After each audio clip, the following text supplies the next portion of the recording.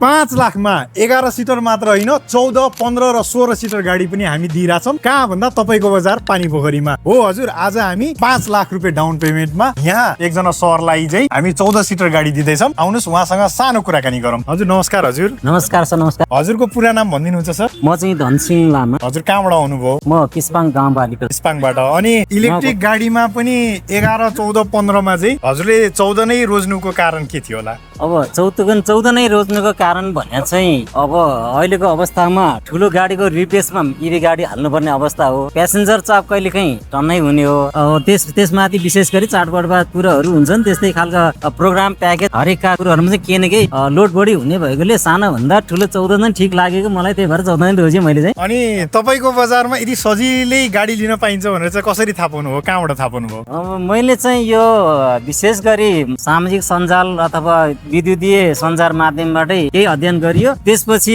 यहाँहरूको विज्ञापनमा भएको नम्बर अनुसार कन्ट्याक्ट भयो। अनि कन्ट्याक्ट भएर प्रत्यक्ष अनि यहाँकै बजारमा आइपुगेर प्रत्यक्ष सबै कुरो बुझ्दै जाने क्रममा यो मैले प्रश्न भयो। भनेपछि टिकटकमा र फेसबुक रिल्समा तपाईँको बजारले साँचो भन्दो रहेछ।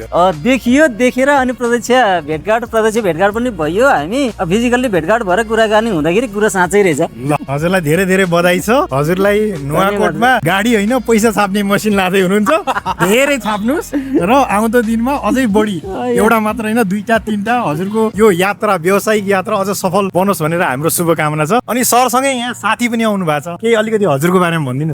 मेरो नाम चाहिँ वीर बहादुर तामाङ हो। म पनि नुवाकोट किस्पाङ गाउँपालिका अब वहीँको साथी। हामी एउटा एकजुट भएर यो व्यवसायतिर लागौँ भनेर हामीले पनि कोसिस गरे हो। यो गाडी अब तपाईँको बजारको थ्रु लाँदाखेरि हामीले धेरै सहज भएको कारण धेरै खुसी लाग्यो। अनि अब अरू साथीहरूलाई केही भन्न चाहनुहुन्छ जो यो भिडियो हेर्दै हुनुहुन्छ, उहाँहरूलाई के भन्न चाहनुहुन्छ? मेरो भनाइ चाहिँ के छ भने तपाईँ हामीले गाडी निकाल्नु पर्दाखेरि लगानी हामीसँग अलि सीमित नै हुन्छ। त्यही हिसाबले चाहिँ तपाईँको बजारको थ्रु लाँदाखेरि हामीले धेरै सहज हुने रहेछ। अब लगानीको हिसाबले पनि र गाडी लिनुले पनि एकदम सहज, स्टाफहरूले धेरै सहयोग गर्ने यी अब कुराहरूको कारणले हामी त यहीँबाट लानु खोजेको। अनि यहाँ कुन कुन गाडी पाइँदो रहेछ? हजुरलाई के बुझ्नुभयो तपाईँको बजारको बारेमा?